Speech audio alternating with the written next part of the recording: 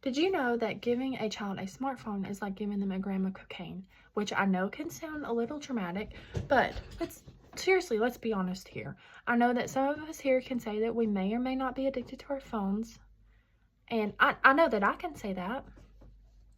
And if we can get so easily addicted to our phones, then what is there to say about our children? And this smartphones and everything can be so very addictive for children, just like drugs can be addictive for drug addicts. And how many times have you been out in public and you have seen a child on a phone, tablet, or just any sort of technology? Can you think for a minute?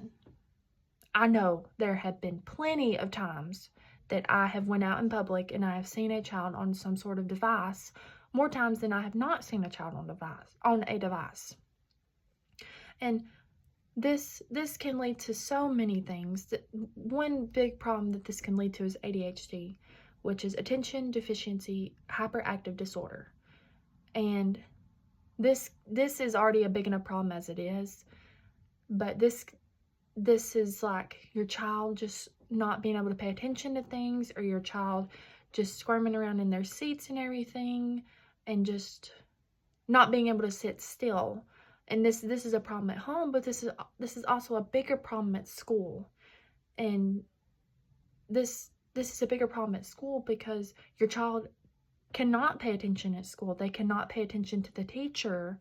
And I'm sure this can be very difficult for a child to feel this way. And they probably know that this is not right. But not only can this lead to ADHD, but this can also lead to significant weight gain. And I'm sure you're wondering, how are these two connected? These two are connected because instead of a child going outside and playing and riding their bicycles and running around and being crazy, instead they're inside on a tablet, on a phone, just glued to it when that's not good. And not only is ADHD a big thing and weight gain a big thing, but my second main point here would be that browsing online is very, very dangerous for a child. I know everyone knows this. This is very dangerous because your child can be talking to someone that is so clearly not who they say they are. What you might see, your child cannot see because they're a child.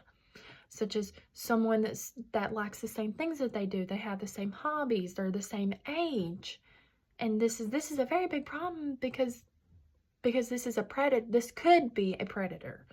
And obviously, like I just said, what you see, your child cannot see. And they just see this as someone that is giving them attention, being very nice to them, and just someone that they see as a friend when it's really not a friend, but they just don't know any better. And then my third main point here is that mobile device usage can affect a child's sleep. This can affect not only can this affect their sleep, but this can affect their education, such as they're not getting enough sleep, so they're not paying attention in class because they're falling asleep because they're not getting enough sleep, they're not getting enough rest. And this can also give them trouble being asleep and staying asleep, or just having trouble falling asleep and then staying asleep. So these are just some points for you to think about. And now that you have seen how the use of technology can lower the attention span of kids, and how browsing online can be very dangerous for kids, and how this can affect their sleep schedule, you know what to look for. So now you know what to look for in the long run of things.